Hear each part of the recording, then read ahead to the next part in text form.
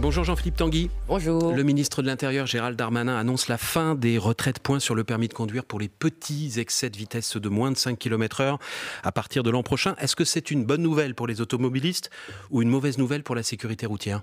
Non, c'est une bonne nouvelle. Nous, on prend. Marine Le Pen avait proposé à la présidentielle plus d'autolérance, jusqu'à de mémoire 20 km/h, si ce n'est pas dit. J'ai un petit trou de mémoire soudainement. C'était ça, 20 km/h dans le programme de Marine Le Pen. Il faut l'expliquer parce que, si vous voulez, les automobilistes aujourd'hui ont l'impression d'être vraiment persécutés et qu'il n'y a pas de pédagogie sur les bons comportements. Et à l'inverse, il y a un trop grand laxisme sur les grands délits routiers, sur les accidents de la route particulièrement graves, sous emprise par exemple de stupéfiants ou d'alcool.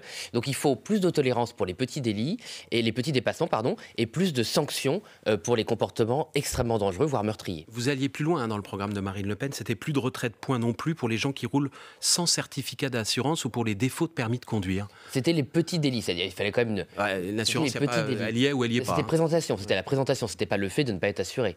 Mais si vous voulez perdre un point parce que vous avez oublié, par exemple vous êtes chargé de famille, vous avez une vie très compliquée, vous avez oublié de mettre votre assurance sur votre véhicule, mais vous êtes assuré, ça ne justifie pas, si vous voulez, d'être pénalisé si vous arrivez à le prouver en passant à la gendarmerie ou au commissariat. Du coup, c'est 2 fois plus de travail pour les forces de l'ordre, c'est-à-dire qu'il faut s'assurer qu'il y avait, il n'y avait pas de présentation de la petite vignette. En revanche, il faut que les personnes aillent ensuite au commissariat ou à la gendarmerie pour dire si, je suis bien assuré. Il y a quelques délits, quelques infractions où il faut passer au commissariat pour régulariser.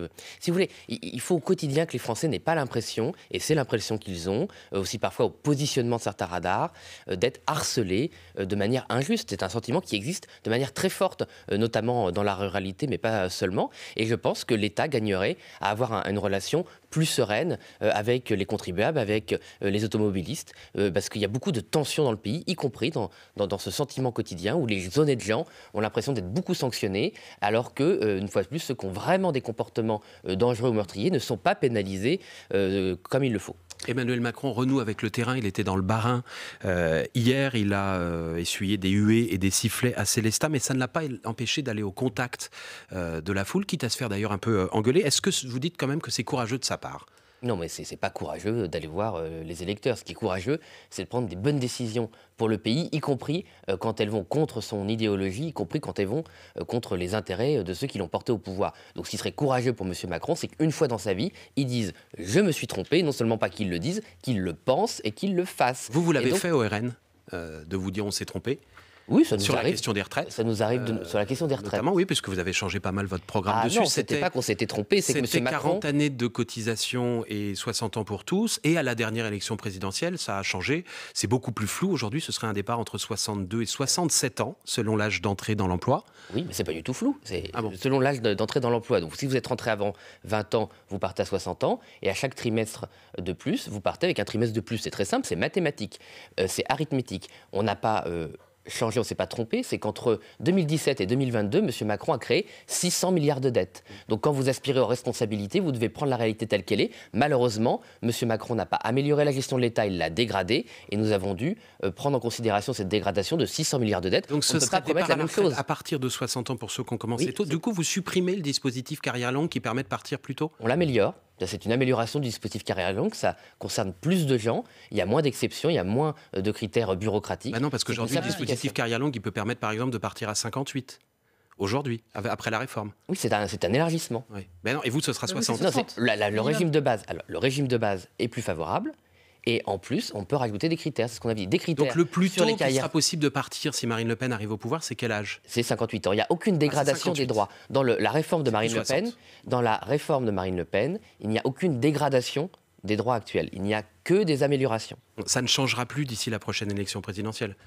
Ça ne changera plus, sauf si la situation économique de notre pays se dégrade encore. Ce qui est sûr, en tout cas... C'est-à-dire que ça pourrait être, par exemple, 62, 63, 64 ? Vous posez deux questions différentes. Oui. La première, est-ce que ça rechangera avant la prochaine élection ? C'est pas ça. On ne peut pas faire des promesses en l'air si la situation du pays se dégrade de manière considérable. On ne va pas promettre des choses complètement surréalistes. Aujourd'hui, dans l'état actuel des choses, selon le chiffrage du programme de Marine Le Pen, selon la situation économique de notre pays, nous pouvons abroger la réforme Macron et venir au système qu'a proposé Marine Le Pen en 2022. Mais ce n'est pas une certitude.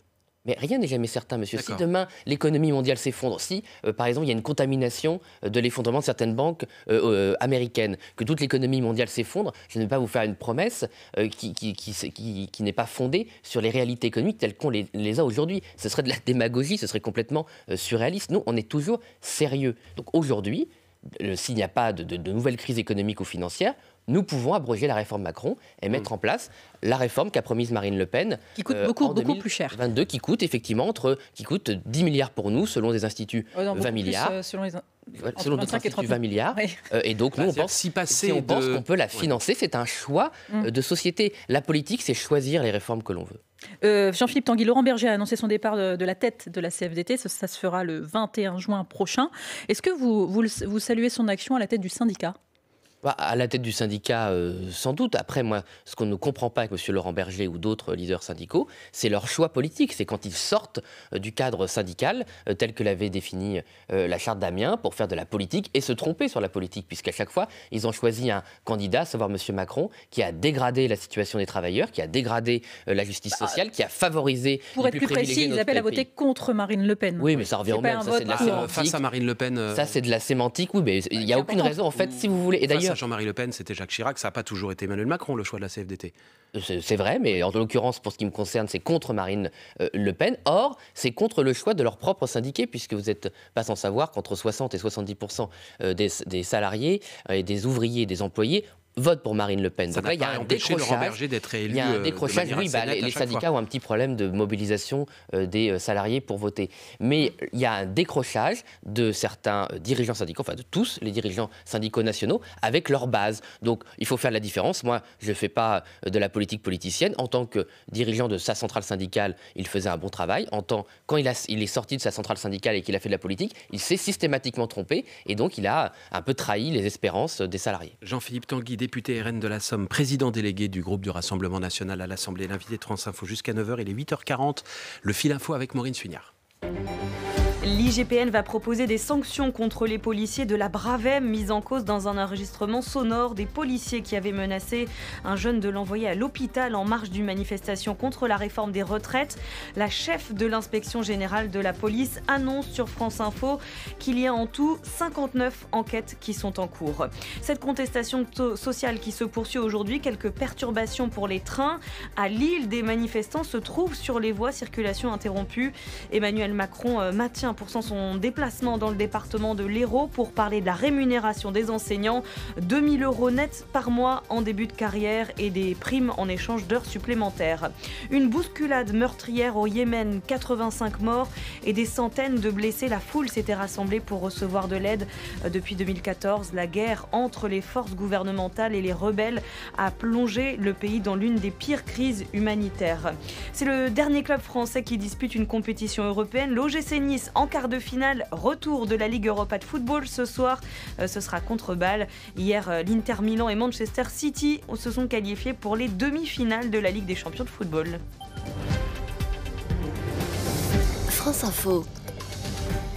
Le 8-30 France Info, Salia Brakia, Marc Fauvel. Toujours avec Jean-Philippe Tanguy, le président délégué du groupe RN à l'Assemblée nationale. L'intersyndicale appelle à la mobilisation le 1er mai. Elle espère un raz-de-marée populaire. Est-ce que vous appelez vos militants à rejoindre les rangs des syndicats ?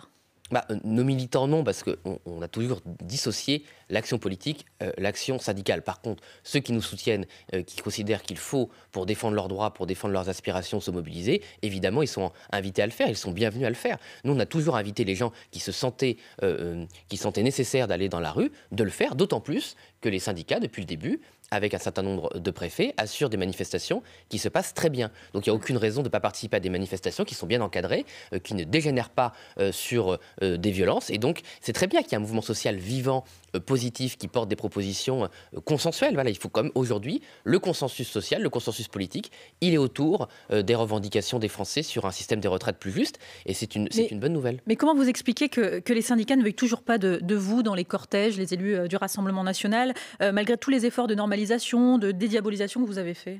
C'est ce qu'on disait dans la première partie de notre entretien. Je ne comprends pas cette attitude. Je pense qu'ils ont tort. Ils ont d'autant plus tort. Et d'ailleurs, je pense qu'ils le savent parce qu'ils refusent le débat aussi. C'est très intéressant comme déni de réalité. S'ils étaient sûrs de leur bon droit, s'ils étaient sûrs de pouvoir démontrer que le Rassemblement national et ceux qui le représentent nos idées ne sont pas capables de défendre les travailleurs, ils pourraient venir nous le dire en débat. Mais lors de la présidentielle, par exemple, j'étais directeur de campagne adjoint, M. Berger, M. Martinez ont refusé, d'ailleurs sur le service public, de débattre avec Marine Le Pen, de s'opposer à elle. S'ils avaient des arguments sanitaire. Mais c'est pas un cordon sanitaire, c'est une réalité. Là, c'est un mensonge, si vous voulez. C'est un mensonge syndical sur le fait que le Rassemblement national, Marine Le Pen en particulier, c'est la candidate des travailleurs, c'est la candidate de ceux qui font tenir le pays debout. Nous avons des propositions fortes et les syndicats sont dans le déni. Mais une partie, parce que moi, par exemple, mon suppléant, il a été président d'un syndicat salarié dans la Somme, en Picardie et dans les Hauts-de-France pendant 30 ans. Et quel syndicat ? Il y a un engagement qui fait qu'il ne veut pas impliquer son syndicat dans la séparation, parce qu'il respecte la séparation de la charte d'Amiens. Mais tout le monde peut trouver, s'il fait une recherche sur Internet, de quel syndicat il était, et de quel syndicat il était président. Mais au-delà de la boutade, sur le terrain, dans notamment les petites villes, nous avons été présents. Moi, j'ai été présent à une manifestation. Vous y êtes allé oui, une fois, avec ça s'est bien l'écharpe passé. ou sans l'écharpe Sans écharpe. Donc discrètement. Ah oui. Oui, discrètement. Vous Les gens planquez m'ont un peu. connu dans la Somme, si vous voulez, je suis quand même un peu connu. Oui, mais vous vous planquez. Mais je me planque pas, c'est que on a toujours. Si le Vous avez Rassemblement peur d'aller national... dans la rue aux côtés des manifestants? Non, pas du tout. Le Rassemblement national a toujours une position constante sur la séparation, quel que soit le sujet, entre l'action syndicale et l'action politique. Si on avait changé de position de manière opportune, je comprendrais votre remarque. C'est pas forcément le cas, Jean-Philippe Tanguy, pendant la manif pour tous. Non, à la manif pour tous, pareil. Marine Le Pen n'y est pas Marine Le Pen, mais plusieurs élus de RN. Oui, elle a laissé la liberté aux personnes d'y aller ou pas, comme aujourd'hui. Mais le Rassemblement national, comme mouvement politique, n'est pas allé à la manif pour tous. C'est toujours la même doctrine. Un mot sur l'avenir de la réforme. Le groupe des députés indépendants Lyotte de l'Assemblée nationale va déposer une proposition de loi pour abroger tout ou partie de la réforme des retraites. Est-ce que le RN votera ce texte ? Oui, je pense que nous le voterons. Alors j'attends de voir la version finale, mais nous le voterons. Nous, la question qu'on s'est posée, c'est est-ce qu'il n'y avait pas une difficulté à le poser, parce que vous savez que les droits du Parlement en France sont limités, et on se posait la question si cette loi n'entraînait pas une charge pour l'État trop importante, ce qui fait que ce serait difficile de la faire voter, ce serait possible, mais qu'elle soit constitutionnelle, ce serait autre chose. Donc on regardait si la charge pour l'État n'était pas trop importante. Jean-Philippe Tanguy, quand Bruno Le Maire, le ministre de l'économie, dit qu'il veut mettre un terme au transfert de prestations sociales sur des comptes à l'étranger, notamment au Maghreb, vous l'applaudissez ? Ah oui, il reprend les propositions de Marine Le Pen, de la présidentielle, mais qui sont d'ailleurs des propositions anciennes pour rendre effective un certain nombre de politiques. Donc c'est très étrange. Pardon, mais c'était quoi la proposition ? C'était la même, c'est-à-dire nous voulions contrôler, les flux financiers venant des diasporas vers les pays d'origine. Vous voulez bloquer les transferts privés vers l'étranger, ce qui est totalement interdit parce que c'est le droit de propriété qui est un droit fondamental. Mais ça, si vous voulez, on a un désaccord c'est un désaccord de droit avec le Conseil constitutionnel. Oui, mais ça, oui, Monsieur Fabius est sorti plusieurs fois de sa réserve avec la Déclaration des droits de l'homme et du citoyen. Non mais madame, il y a une interprétation du droit. Nous avons dit que si c'était nécessaire, nous proposerons aux Français un certain nombre de changements constitutionnel pour que la volonté politique corresponde à la volonté populaire, mais nous pensons qu'il faut prendre des mesures nouvelles pour rendre effective la lutte contre les fraudes, la lutte contre l'immigration clandestine et l'effectivité des décisions de l'État. Vous interdirez également aux retraités français qui passent leur retraite à l'étranger de toucher leur pension à l'étranger ? Non, ça c'est différent. Ça c'est une proposition différente du programme de Marine Le Pen. Que vous faites ou pas ? Non, nous ne l'avons jamais faite. Nous ne l'avons jamais faite. Si, évidemment, ça respecte la loi. Il y a toujours des fraudeurs. Mais ce n'est pas pour nous, aujourd'hui, une fraude en elle-même. Et ce n'est pas ce que va proposer Marine Le Pen dans sa lutte contre les fraudes. Dans sa future loi travail, le gouvernement veut obliger les bénéficiaires du RSA à suivre une formation, une activité de 15 à 20 heures par semaine. Est-ce que vous trouvez que c'est une bonne chose ? Il y a deux choses très différentes. La formation, ça devrait déjà être une obligation, puisque le RSA ne vise pas à laisser les gens isolés ou à les isoler d'une reprise d'activité professionnelle. Il devrait toujours y avoir une formation ou un accompagnement pour les personnes qui sont au RSA. On passerait à une obligation. Voilà, oui, mais une obligation, il faut pouvoir le proposer aux gens, ce qui n'est pas le cas aujourd'hui. Il n'y a pas assez de formation pour tout le monde sur tout le le territoire. Moi, dans la Somme, j'ai beaucoup de personnes isolées dans des villages qui n'ont pas de moyens de locomotion, qui n'ont pas accès Donc si à ça cette devient formation. obligatoire, c'est une bonne Par nouvelle. contre, pour ce qui vous est de la formation. Oui, pour la formation. Mais c'est Et donnant-donnant. pour le volet C'est immersion donnant-donnant. en Il faut que entreprise. l'État rende ça possible parce que c'est toujours transférer la responsabilité sur les personnes. L'État doit aussi prendre en compte la situation des personnes. S'il n'y a plus de transport public, si par exemple il y a plein de lignes de train qui ont fermé en Picardie ou dans la Somme, c'est pas la faute des personnes qui y habitent, c'est la faute de l'État. Après, il y a la question de l'activité. C'est une mesure qui attendent beaucoup de Français, c'est vrai, mais il faut la rendre pareil effective. Aujourd'hui, si vous demandez aux communes, aux collectivités territoriales d'accueillir quelques heures par mois les personnes, c'est infaisable. Donc il faut réfléchir au-delà Ça du serait slogan. pour les entreprises, pas dans les Au-delà du collectivités. slogan, ce qui est oui, prévu. là peut-être, mais souvent dans les propositions qui sont faites, Oui, mais c'est transféré vers les collectivités locales. Oui. la proposition du gouvernement aujourd'hui, ce sont des stages en entreprise, pas des stages dans les encore collectivités pire. locales. Du coup, est-ce que sur ce volet-là, vous êtes d'accord ou pas? C'est encore pire. Aujourd'hui, les entreprises ne sont pas capables d'accueillir quelques heures par semaine ou par mois des personnes au RSA. Travailler dans une entreprise, vous ne débarquez pas comme ça. Il y a une formation professionnelle, il y a des pratiques, il y a une productivité, il y a des règles de sécurité dans un certain nombre d'entreprises. Alors là, cette proposition, vous voyez, moi j'avais même par bonne foi pensé que c'était un accueil par les collectivités territoriales pour faire des tâches d'entretien d'intérêt général. Là, en plus, il s'agit d'aller C'est-à-dire, dans vous les auriez voulu entreprises. qu'ils aillent balayer la rue C'est la ou- proposition généralement qui est faite dans le débat public. ou aider les enfants à traverser. C'était ça l'idée du RN sur les C'est allocataires pas une du idée, RSA? Marine Le Pen n'a jamais repris cette idée. Je dis c'est généralement dans le débat public, Mais c'est c'était pas ce qui est ce qui est, proposé. encore Mais une là fois, c'est dans encore le pire. texte. Oui, mais je vous dis, là s'il propose ça, on est dans le délire. Mais On ça est n'est pas complètement proposé dans le déconnecté. texte. On est complètement déconnecté. Non, c'est dans le privé que c'est pire. Aller dans le privé, c'est le délire. Donc en fait, si on Parce vous que écoute, comment voulez-vous que vous les êtes OK sur le entreprises- principe. En fait, vous êtes OK sur le principe, mais est-ce que vous êtes quand même d'accord avec ce que dit le patron du département de la Seine-Saint-Denis, Stéphane Troussel, lui a refusé de mettre en place l'expérimentation de conditionnement au RSA parce qu'il dit c'est un droit fondamental en fait le RSA, un filet de sécurité pour les plus pauvres. On peut pas le conditionner à une formation, à une activité. À une formation, je pense qu'il a complètement tort parce qu'une fois de plus, c'est abandonner les gens dans la difficulté. Une activité, une fois de plus, moi, je trouve ça légitime que les personnes ne perdent pas les réflexes de travail, de se lever le matin, d'avoir un rythme, d'être en contact avec des gens aussi. Voilà. Ce que j'essaie de dire depuis le début, c'est qu'entre le slogan politique et la réalisation d'une promesse politique, il y a un fossé. Et aujourd'hui, dire, en l'occurrence pour la Seine-Saint-Denis, que les collectivités territoriales peuvent le faire, ou que ce soit encore pire des stages dans les entreprises, on est dans des propositions politiques qui sont des slogans, qui n'ont aucune réalité concrète. Donc après, est-ce qu'on peut réfléchir plutôt à une forme de formation professionnelle qui combinerait la formation et la pratique d'un métier? Là, ça pourrait être intéressant parce que ça aiderait les gens et surtout ça correspondrait à une réalité économique, une réalité de l'entreprise ou des collectivités territoriales, à savoir insérer des personnes qui ont des compétences, qui apportent quelque chose à la société ou une entreprise dans une démarche professionnelle réelle. Si c'est pour pénaliser les gens et dire à la télé qu'on fait quelque chose, ça n'a pas d'intérêt pour la France. On va parler dans un instant de l'inflation, notamment dans les rayons des supermarchés. Vous restez avec nous, Jean-Philippe Tanguy, président délégué du groupe Rassemblement National à l'Assemblée. Le fil info à 9h-10 avec Maureen Suignard. Les températures en Europe ont augmenté de 2,2 degrés par rapport à l'ère pré-industrielle. Dernier bilan alarmant de l'organisme de surveillance du climat en Europe. Nous sommes bien au-delà des 1,5 degré de l'accord de Paris. L'association 40 millions d'automobilistes se félicite sur France Info de l'annonce du ministre de l'Intérieur. Les excès de vitesse de moins de 5 km/h ne vont plus entraîner de retrait de points sur le permis.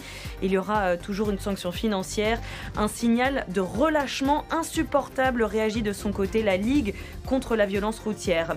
C'est une révélation de la cellule d'investigation de Radio France. Un signalement vient d'être fait auprès du parquet national financier. Le COSEM est visé, 17 centres de santé privés conventionnés, financés donc par la sécurité sociale. Le directeur est soupçonné de détournement de fonds publics. Magali Berda porte plainte contre le réseau social Twitter pour complicité de harcèlement moral aggravé. Celle que l'on surnomme la reine des influenceurs l'annonce sur France Info et dénonce le manque de réaction du réseau face à la vague de messages haineux. Vague qui a débuté quand le rappeur Booba a dénoncé les dérives des influenceurs. France Info. Le 8-30 France Info, Salia Brakia, Marc Fauvel. Toujours avec Jean-Philippe Tanguy, président délégué du groupe RN à l'Assemblée nationale. Face aux prix qui augmentent dans les rayons des supermarchés, vous proposez d'appliquer un taux de TVA à 0% sur un panier de 100 produits de première nécessité. Le ministre de l'économie, Bruno Le Maire, vous répond que ça ne sert à rien parce que ça ira directement dans la poche des distributeurs et des industriels. Comment être sûr que ça n'arrivera pas ? Ça va être sûr, c'est qu'il faut appliquer une politique globale de pression sur la grande distribution, y compris, c'était nécessaire, des mesures de rétorsion et de lutte contre des marges abusives. C'est-à-dire, vous Monsieur avez le maire, vérifié que le taux de TVA au centime près de chaque produit, absolument, mais ces vous 100 savez, produits vous avez baisse dans l'ensemble des supermarchés. Oui, vous avez une direction à Bercy qui est en charge de la surveillance des marges. D'ailleurs, il le sait lui-même, puisqu'il a demandé un rapport à cette direction qui a établi que l'industrie agroalimentaire avait porté ses marges jusqu'à 40%. Donc tout ça est très suivi. Monsieur le maire, quand on lui remet ce rapport, il fait une lettre pour supplier l'industrie agroalimentaire, la grande distribution, de faire un petit geste. Nous, on les obligerait à faire un geste. Vous savez que les prix sont libres en France. Mais les prix sont libres quand ils sont abusifs, quand il y a une fraude. Ce serait plus les prix libres. La liberté, c'est pas une liberté absolue qui consiste à faire n'importe quoi, surtout quand vous avez un régime concurrentiel. Il se trouve qu'en France, on a une seule chance, c'est que la grande distribution est très concurrentielle. Il y a eu un précédent il y a quelques années, vous vous en souvenez sans doute, quand Jacques Chirac a baissé la TVA sur la restauration. On a bien vu qu'il y a une grande partie de la baisse qui s'est évaporée en cours de route. Oui, mais alors ça, c'est quand Monsieur le maire fera de l'économie et pas de la communication, il comprendra qu'en économie, il y a un principe qui s'appelle la concurrence. La restauration n'est pas concurrentielle. Quand vous allez le midi, vous avez envie d'aller manger, je sais pas, un hamburger ou une crêpe, et vous faites votre choix pas sur le prix, mais sur ce que vous avez envie de manger. Et donc la restauration n'est pas en régime concurrentiel. Quand vous avez acheté, non, pas du tout. Non, pas du tout. C'est pas du tout en concurrence. C'est pas une priorité du choix de la restauration. Dans la restauration. Non, il n'y a pas une concurrence sur le prix. Il y a une concurrence prix, il y a une concurrence produit. Ça, c'est de l'économie, je suis désolé. La restauration, c'est une concurrence produit.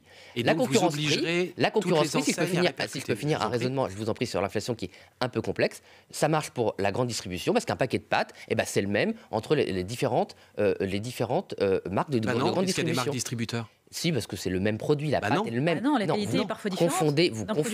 Vous confondez le marketing avec la réalité du produit. Oui, la bouteille de Coca est la même dans tous les supermarchés, mais les pâtes distributeurs, elles ne sont pas les mêmes. Je pense que les Français qui nous écoutent savent qu'entre une pâte de la grande distribution X et la pâte d'une distribution Y, il n'y a pas une grande différence de qualité. Et donc, en tout cas, ils font leur arbitrage sur le prix. Sur les produits de première nécessité, l'arbitrage du consommateur, il est sur le prix, il n'est pas sur le produit, contrairement à la restauration. Et d'ailleurs, nous étions contre la baisse de la TVA à l'époque sur la restauration, parce que ça ne marche pas. Et on savait que ça ne marcherait pas. Si vous voulez imposer ça à l'industrie agroalimentaire ou aux distributeurs, à un moment, il peut y avoir une pénurie.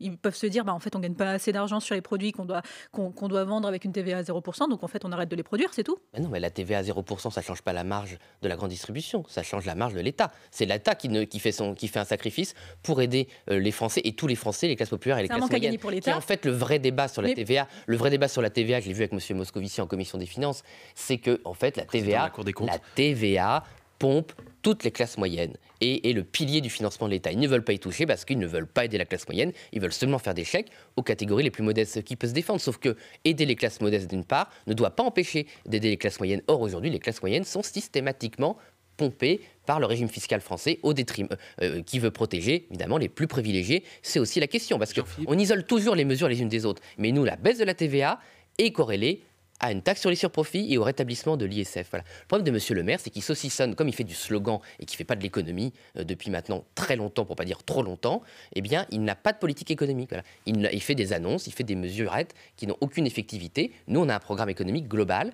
qui implique effectivement des transferts importants. Jean-Marie Le Pen a été hospitalisé la semaine dernière après un malaise cardiaque. Est-ce que vous avez pris de ses nouvelles ? Marine Le Pen a donné ses nouvelles dimanche, comme elle le souhaitait dans une autre émission. Nouvelles qui étaient bonnes. Il fait toujours partie de la famille du RN. Dans ces cas-là, tout le monde se serre les coudes ou pas ? J'avoue, je ne comprends pas trop cette question. Il fait partie de la famille. C'est le fondateur de votre parti, il l'a dirigé, il en a été le candidat pendant plusieurs décennies à l'élection présidentielle. Oui, mais vous revenez toujours sur ça comme si Marine Le Pen ne l'avait pas exclu. Voilà. Marine Le Pen a exclu la personnalité politique qu'est Jean-Marie Le Pen, et voilà, ça reste évidemment son père. Bérangère Couillard, la secrétaire d'État à l'écologie, trouve malaisante l'agitation politique et médiatique déclenchée par l'hospitalisation de Jean-Marie Le Pen, qu'elle décrit ainsi: un homme condamné plus de 25 fois pour apologie de crimes de guerre, provocation à la haine et à la discrimination, antisémitisme, dont des propos abjects sur les chambres à gaz, décrites comme un détail. Elle l'a bien résumé, Jean-Marie Le Pen ? Non, mais je ne comprends même pas comment on peut faire, si vous voulez, quand quelqu'un, quel qu'il soit, est malade, est à l'hôpital, on peut faire un tweet pareil. Donc je pense que Mme Couillard aurait mieux fait de se taire. D'ailleurs, je n'ai pas vu que le gouvernement ait embrayé, ou quiconque d'ailleurs, y compris à gauche, ait embrayé sur cette déclaration qui est édifiante. Enfin, c'est consternant. Pour finir, un homme qui vous veut du bien, Jean-Philippe Tanguy, il s'appelle Patrick Buisson, connaît bien, ça vous réjouit, qui connaît bien Marine Le Pen, puisqu'il l'a déjà conseillé par le passé. Il explique aujourd'hui qu'il ne croit pas du tout à une victoire du RN à la prochaine élection présidentielle, tout simplement parce que Marine Le Pen n'a pas, je cite, l'aptitude à gouverner, ni elle, ni l'équipe qui l'entoure, c'est-à-dire vous aussi. Vous n'êtes pas assez crédible aux yeux des Français. Qu'est-ce que vous lui répondez ? Mais M. Buisson n'a aucune légitimité à donner. Enfin, il peut donner son avis sur ce qu'il veut, mais pour faire des jugements. Non, il ne nous connaît pas bien, M. Buisson. Il fait partie. C'est intéressant d'ailleurs parce que.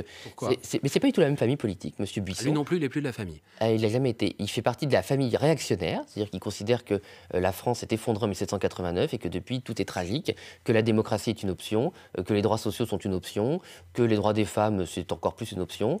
Donc, M. Buisson, si vous voulez, a toujours combattu en fait la ligne de Marine Le Pen. Donc, on redécouvre régulièrement. Non, il n'a jamais été très proche. Ça, il n'a jamais été très proche de Marine Le Pen. M. Buisson a été très proche de M. Sarkozy. M. Sarkozy l'a emmené dans ses bagages à l'Élysée pour faire une politique avec le succès qu'on connaît, qui n'a pas du tout marché, ce qui fait que M. Sarkozy a été battu d'ailleurs sur la ligne de M. Buisson. Donc M. Buisson ferait mieux de se demander pourquoi son copain a été renvoyé par les Français et qu'en plus il a encore été plus renvoyé après lors des primaires. Il n'a même pas été capable de convaincre sa propre famille politique. Donc M.